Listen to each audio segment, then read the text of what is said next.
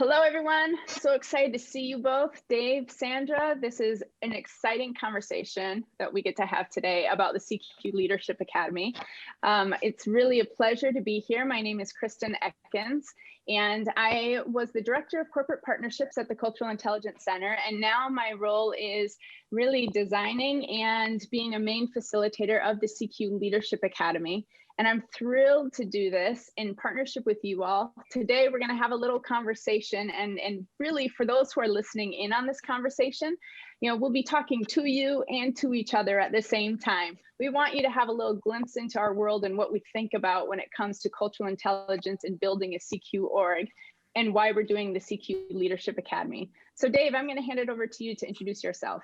Yeah, thanks, Kristen, and thanks for taking the point on CQ Leadership Academy. I'm really grateful you're doing that. For those who don't know me, my name is Dave Livermore, and I lead the Cultural Intelligence Center, and certainly will be looking forward to having a chance to blow in and out of the Leadership Academy on occasion to pick up on some of the learnings that are happening there.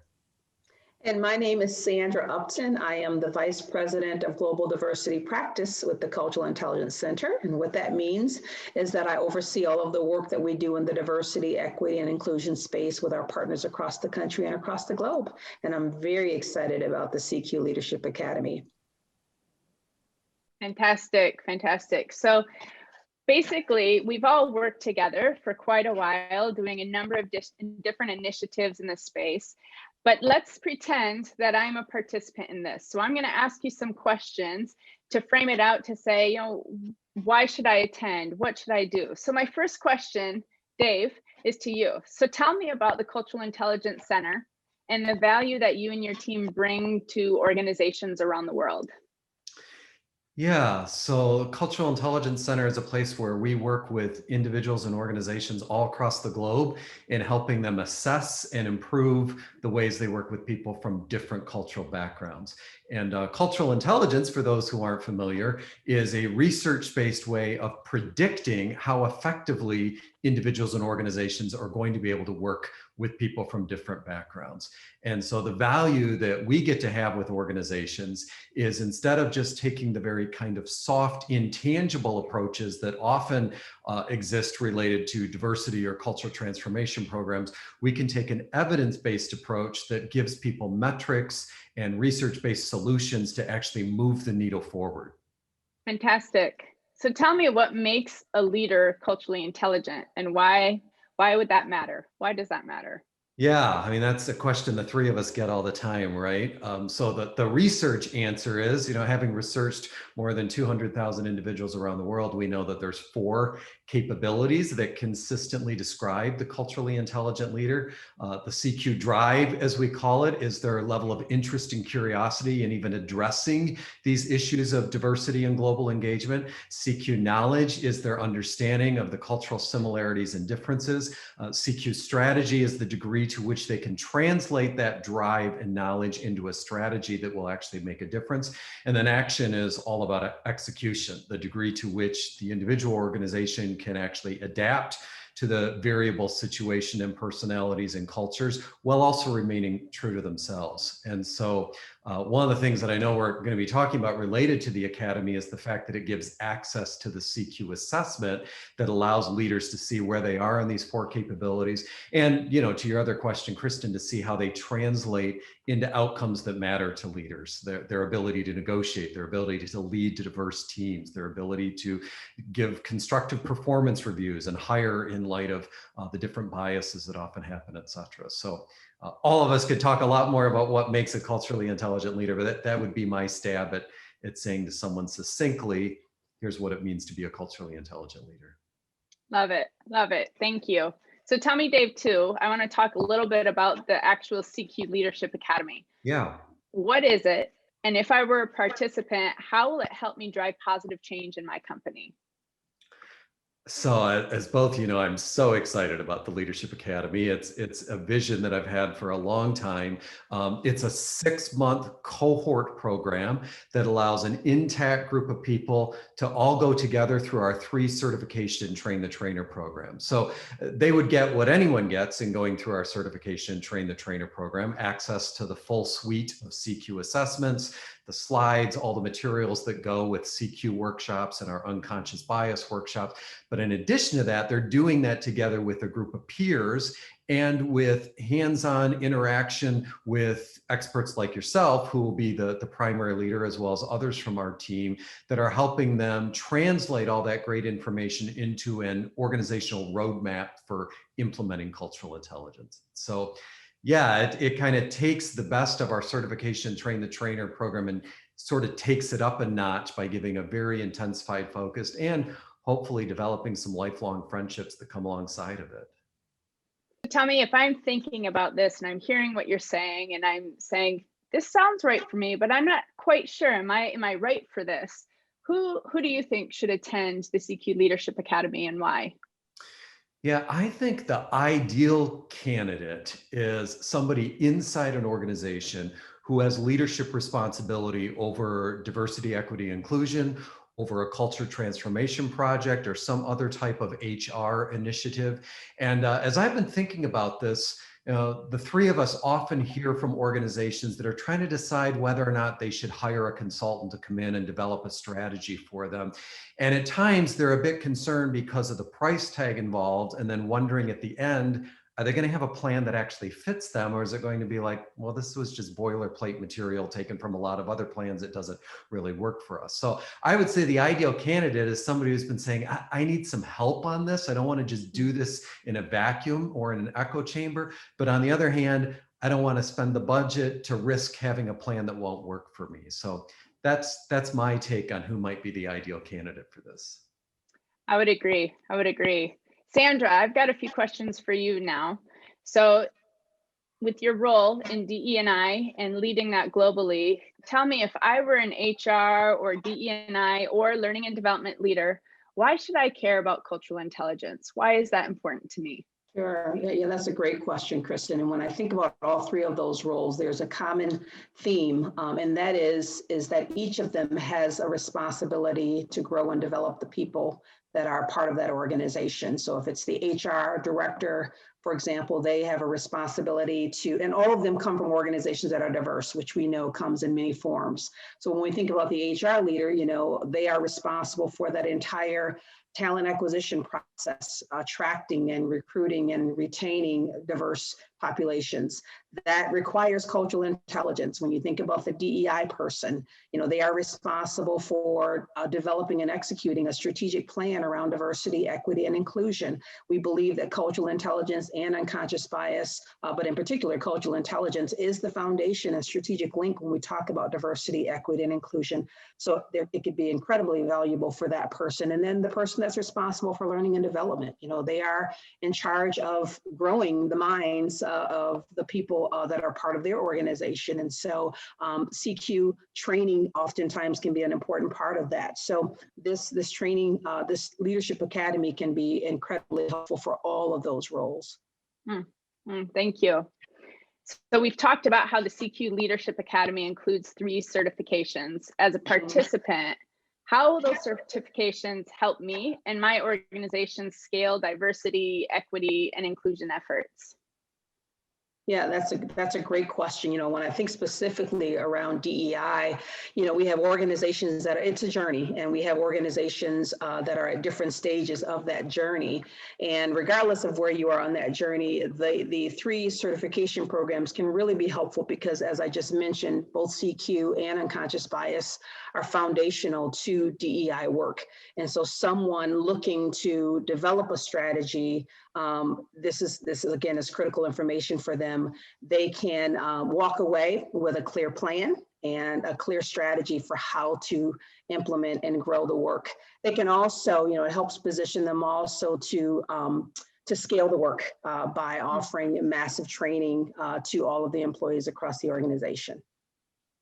Excellent. Yeah, Fantastic. I think to that point that Sandra just mentioned, is what what a participant might not realize is they're getting a turnkey solution for these Right. workshops. And obviously they're going to want to customize it to their own organization, but it's a lot easier to revise something to fit your Right. organization than to have to create it from scratch. So I think to your point, Sandra, that scalability piece, they're starting from an intact piece rather than starting from the ground. I would say too, Dave, oh, sorry, Sandra, go ahead. I was just going to add to that and say, I think that's a great point. I think about some recent research that came out that highlighted the fact that with all of the investment that we've made into diversity, we've not made as much progress as we had hoped that we would at this point in our history. And we discovered, or it was discovered by the research, that the primary challenge is not the sort of the vision and the want to, but it's the ability to execute. Right. So I do think that this program can be incredibly helpful, the certifications, but also that a roadmap that will really help them see how to execute this execute their diversity efforts in a very effective way. And I was just going to say that as well, that from my experience working in a healthcare organization, having this turnkey, having and leading inclusion efforts and needing to bring a new way to look at inclusion and diversity and equity efforts. So we always called it this funk, that when people heard the words, they thought mandatory, and we had to teach them a new way to look at it. And so cultural intelligence became this way that for learning and development for champions in the system, as well as managers, hiring managers and leaders across the organization, frontline staff across the board, being able to have certifications so that we could scale quickly and have the training available that really worked was key for us to move forward fast. So thank you for that, Sandra. Thank you for that, Dave. And I think then I have just one other question for you, Sandra, that unconscious bias, as we've been talking about, it's a hot topic right now. But what differentiates the Cultural Intelligence Center's approach to teaching how to manage unconscious bias? Yes, it is indeed a hot topic, and I would say it's been a hot topic for the last couple of years. But it's interesting because we agree with the growing research that says that unconscious bias training by itself really doesn't work. In fact, there's some research that suggests that it can undermine the effort. With that, but at the same time, we do think that there is a way forward with this work. And again, it goes back to cultural intelligence. So when we talk about unconscious bias training and what makes what we're doing different than what we're seeing in the broader space, is that we believe that the way we manage our unconscious biases is through cultural intelligence. So the training really digs deep into helping people understand the CQ framework and how we use that to manage our biases. We know that we all have them, but the key is to prevent those negative biases in particular from making their way into decisions and actions and behaviors. And we need cultural intelligence or the skill to do that. So that's a huge difference between what we're doing and I think what we're seeing in the larger space, as I mentioned earlier. Thank you. That's a great place for me to jump in and kind of flip roles here. So Kristen, you're leading this program. I think people would love to hear from you. Like, what are the outcomes that a participant can anticipate for themselves by being a part of this CQ Leadership Academy? Yeah, absolutely. So participants will walk away with a roadmap. I think that's what we've been talking about a few times in our conversation here. This roadmap is critical. It's a customized plan for how to implement cultural intelligence and create a culturally intelligent organization. And it's unique to each organization, but that's one of the major outcomes from the Academy. They'll also have a new one-of-a-kind cohort of leaders who are experiencing similar joys and challenges of implementing this work. We can all get exhausted in this work, and the connections, having people that you can go to as trusted advisors, friends, peers in this work is another thing that I think is a major outcome of the Academy. So simply put, participants will have content, connections, and then a path forward. Yeah, that's really good. And I think it's important for people to know that on that connection piece, we're going to be vetting fairly carefully who's a part of the cohort. So you can be assured that you're going to have kind of that iron sharpens iron peer interaction that's there. I want to come back to your first point, though, on the roadmap. We've all been talking about this infamous roadmap. Sounds great. But if I'm a participant, like, what exactly are you talking about? Is this like a 2-page outline? Is this a 100-page book? So you've actually done these roadmaps yourself inside an organization as a diversity leader. Also, when you worked on our behalf, working with companies all over the globe, you helped them do it. What can you say a little bit more about what goes into that? Like what am I actually getting with this roadmap? Absolutely. So it's a tool. So the CQ organizational roadmap is a tool. I'll be using a few fun virtual tools that will help us interact on it. Yes, we can have spreadsheets and that type of thing, but really what I want this to be is something that is incredibly helpful for the participants once they leave. So we'll be co-creating a map in a way that will help them implement CQ and unconscious bias to become a CQ organization.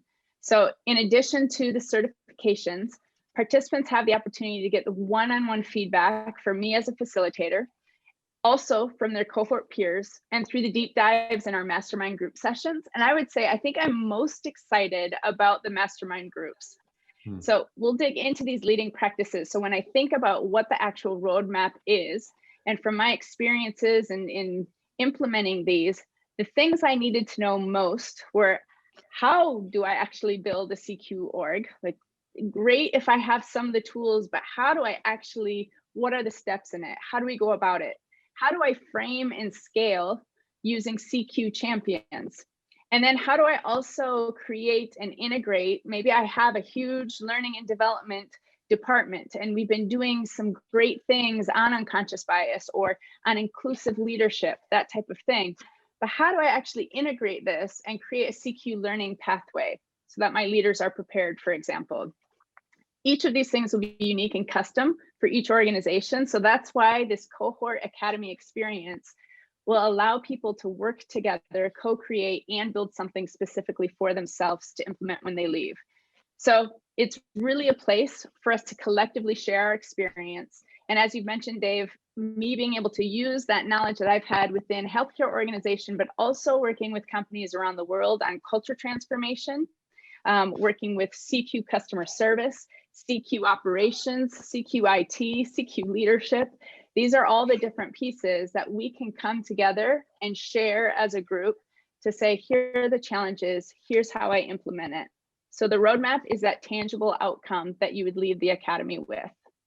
Yeah, I think that's so well said. I mean, one of the things I love about the work we get to do is it does touch so many different industries and functions. And I think likewise for the Leadership Academy, the participants have the laser focus of cultural intelligence, but are going to be inspired by very diverse applications and participants. So I'll wrap this up. Thanks to both of you for the ways that you're my own learning cohort in this journey of cultural intelligence.